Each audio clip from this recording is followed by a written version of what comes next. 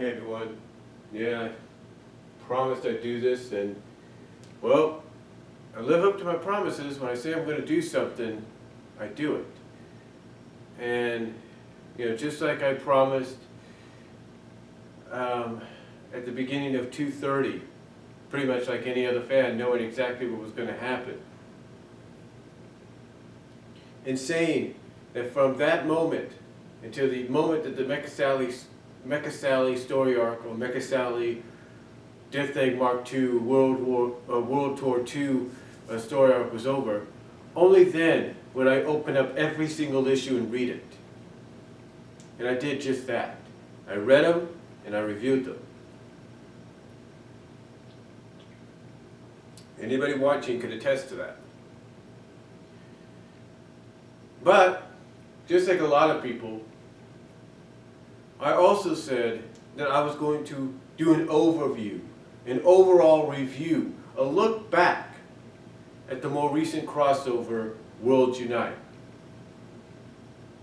Now, I'm pretty sure that I've done one already for Worlds Collide through video and text, and I'll probably do a text version as well. So expect maybe down the line a very, well, not very long, but expect a long wall of text, as some people like to call it. Anyway, long story short, I'm here to do an overall video review, my opinions, my thoughts on the 12-issue Worlds Unite crossover. Now, Worlds Unite started, believe it or not, I believe it started in Sonic, I believe it started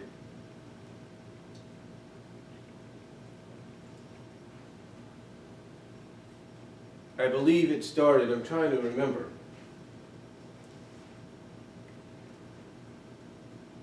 I believe it started around issue 273, I believe. Because 275 was part 11.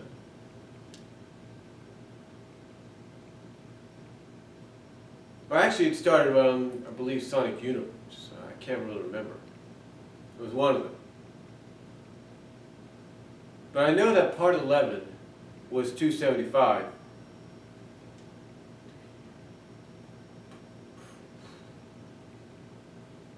Trying to think here. And I know part 7 was 274, so part 3 was 273. I know that.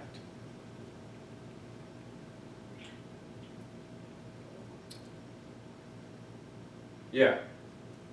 Sonic Universe is when it started, I believe. So I know that in Sonic Universe 74, not 74, but 76, is when this crossover began. It continued on. It continued into Sonic Boom. It continued into Mega Man. It continued into Sonic the Hedgehog, and continued into Mega Man. I believe that's how it went.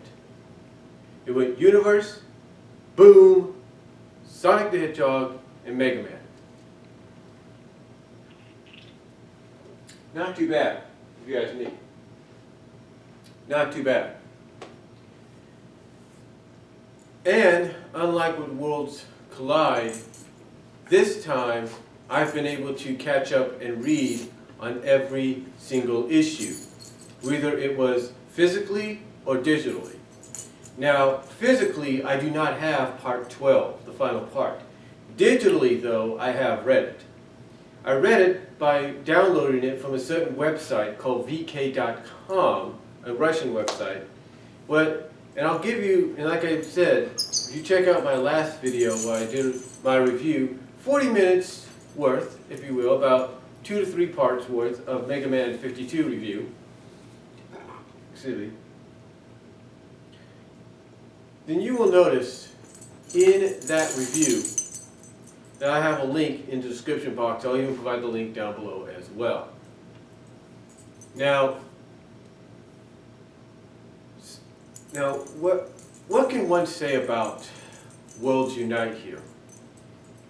I mean, we all knew when Worlds Collide ended that we were probably going to get another crossover.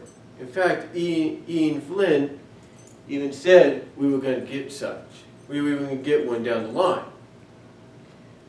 But we had no idea what it was going to be. We also had no idea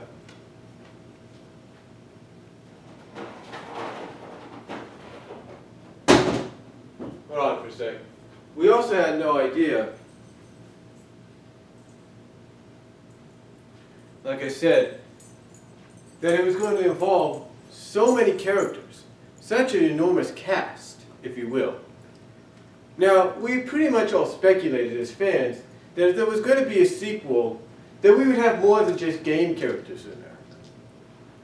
That we would finally have the characters that some of us felt were missing from Worlds Collide, and that was the comic exclusive characters of Mega Man and the comic exclusive / SatAM characters of Sonic the Hedgehog. So we felt that those were missing, and we would love to have seen them. Well, Ian Flynn and his creative staff made up for that by inserting them into this crossover, into the sequel. And when one looks at it in a sense, but all had a significant part. Maybe not as big as some of us would hope, but they all had a unique, significant part. Now, another thing that really kind of, I guess, made us excited at first, but also made some of us worry, was Ian Flynn announced that, along with Paul Kaminsky, announced that this was going to be this crossover, this sequel, was going to be bigger than the last crossover. It was going to be bigger all the way around. Bigger story-wise, bigger cast-wise. We had no idea what that meant. And just slowly but surely, a lot of these preview pages or covers for Worlds Unite was starting to be released. And as we saw a look at some of these silhouettes of characters being involved, it dawned on us, and thanks to Ian Flynn also letting us in on it, as soon as I think maybe the first couple of covers with the silhouettes of the characters there being seen, along with Ian Flynn's help, it dawned on us that we were going to have game characters from different franchises. We were going to have game characters from franchises from Capcom and Sega. Now, as exciting as this might be to see all these different franchises come together for this crossover, it did worry us that the crossover itself was going to be overcrowded. Some of us even asked the point of what was the point of adding these characters? What is the necessary meaning of adding the characters of Street Fighter? What is the necessary meaning of adding characters of Alex Kidd, Breath of Fire 3, Monster Hunter, Billy Hatcher, list go, Ghosts and Goblins, Akrami, if you will. Skies of Arcadia, Nights into Dreams. Basically, what was the point of adding all these characters? That was the one thing I think a lot of people, and even Beautiful Joe, it's like, what was the point of adding all these characters?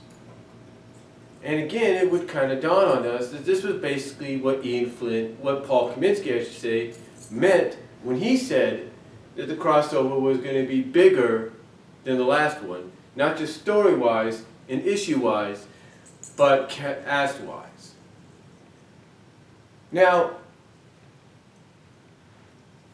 some of us were okay with this. Some of us were all right with the cast, with this concept.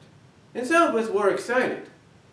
But again, a lot of us were also concerned, because a lot of us felt that it might be too much for the character, it might be too many characters for one story.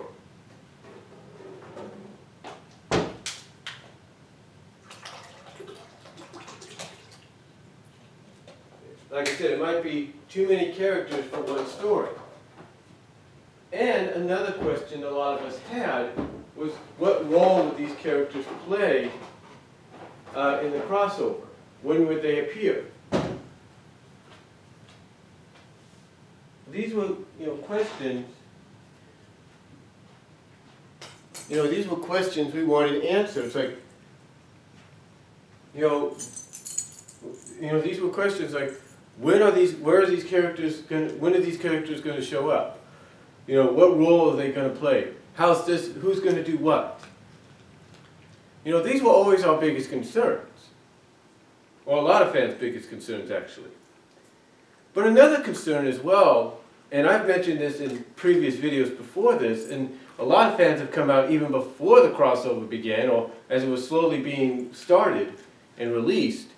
A lot of fans looked at it for one reason, looked at it as coming out as one reason.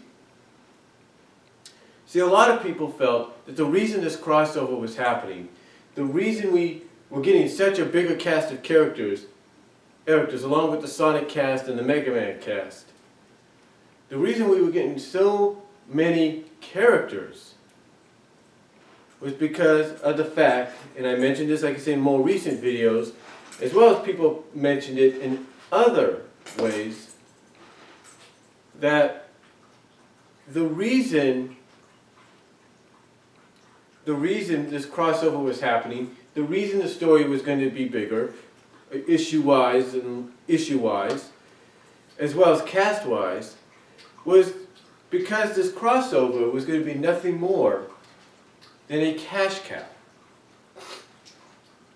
That's right. A lot of people felt that this was going to be nothing more than a cash cow to cash in on the success of the last crossover.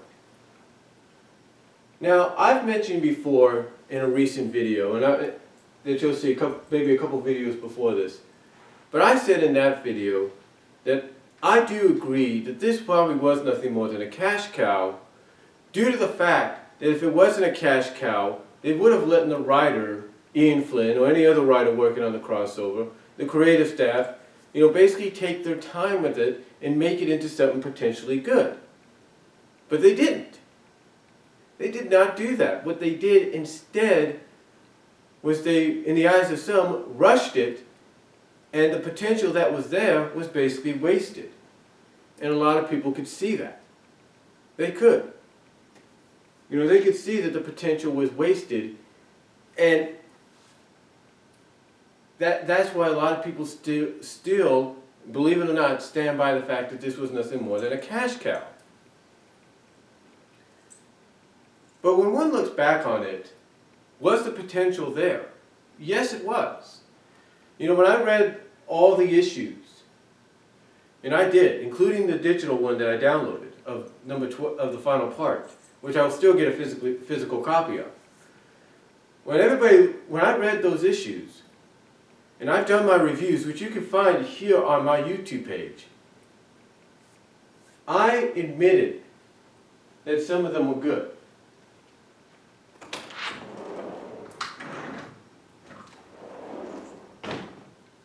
I admitted that some of them were very good. Some of them were done very well. Some have even said, and I agreed with it, that Part 5 I think it was Part 5, was basically a semi-little break that we needed from the action. Basically, you had something that you didn't really have that much in the last crossover. You had interaction with the characters, and Pacific characters at that. You got them to kind of sit back, relax, kind of get to know each other, interact, things like that. And it was a good break in the action. But then, of course, that was only for one issue, and away we went with more action. So there were some good spots. Do not get me wrong on that. There were some good spots. But then there were some problems. One major problem was the insertion of Styx. Now don't get me wrong, I like Styx. I like how she's portrayed as very comedic, very humorous, and basically that's all contributed to her conspiracy-like attitude. But I think I think the problem that people like, let's say, Mega Beatman had with Styx being in there and a few others, was he was a character that, you could put into the crossover because she's representing the Sonic Boom comic, and you really want to put the spotlight, and you kind of want to put the spotlight on her and introduce her as an established Sonic character. But also, he's a character that basically, when one thinks about it, made the crossover less, what's the word? Less dramatic and serious and more comedic.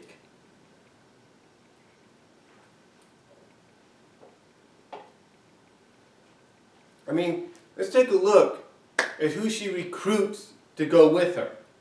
Two characters that absolutely had no point in being in it. Hold on for a sec.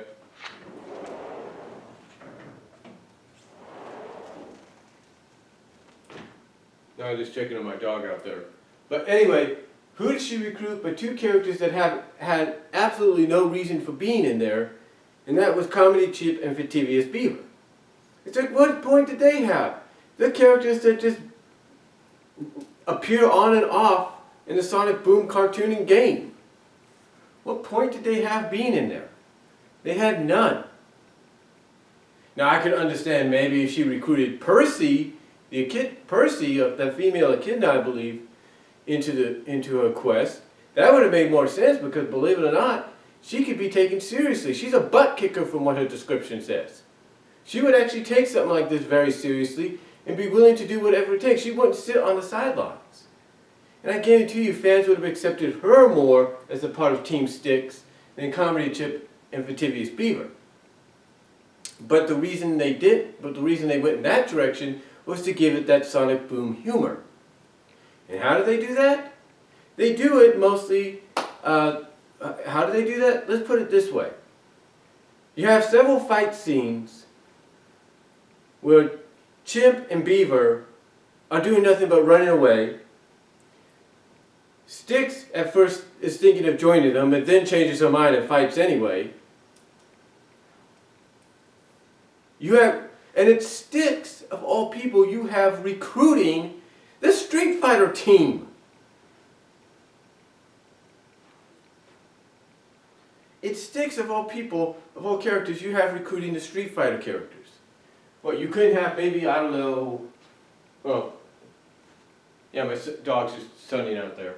But anyway, you couldn't have someone like, let's say, oh, I don't know, Bunny or Sally go down there. Maybe even Amy Rose gets sucked into the, fall into the Genesis portal that goes into the Street Fighter world and recruit them. You don't think you could have done that? No, you had to get Styx. Why? Because they wanted to add humor to it.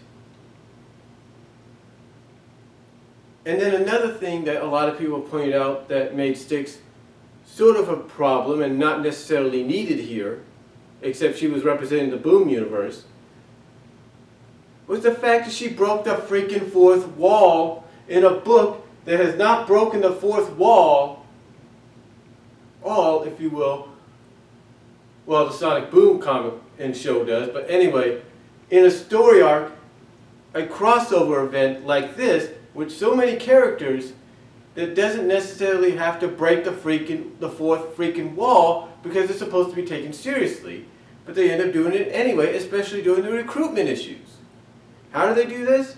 Well, in the first part of the recruitment issues, you have her in the Street Fighter world. In the second part, you have her both in the Monster Hunter world, and